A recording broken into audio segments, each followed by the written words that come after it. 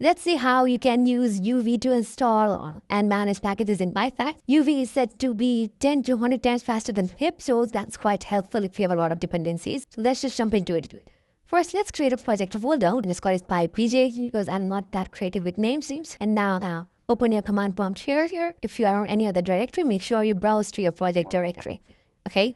And now, first let's install UV. You can simply do pip install UV. Hit enter and UV will be installed. Once UV is installed, you can now do UV init.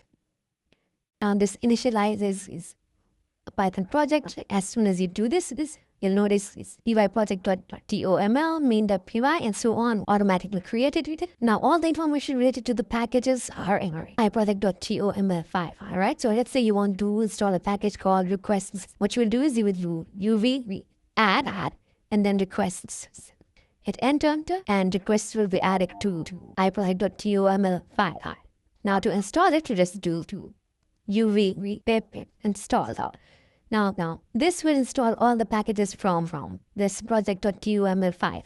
Now, we've just added one requirement, that is requests. You can similarly add many other packages like UV add, let's say, numpy, and you can add another library like so on. If you have tens of libraries, you can just add all the libraries. And once you've added all the libraries, you can just go ahead and do UV pip install.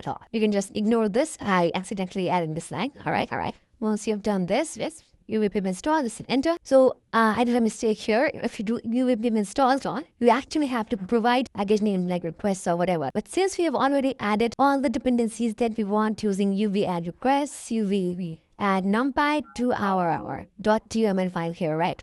So our toml file has all the information regarding what package we want.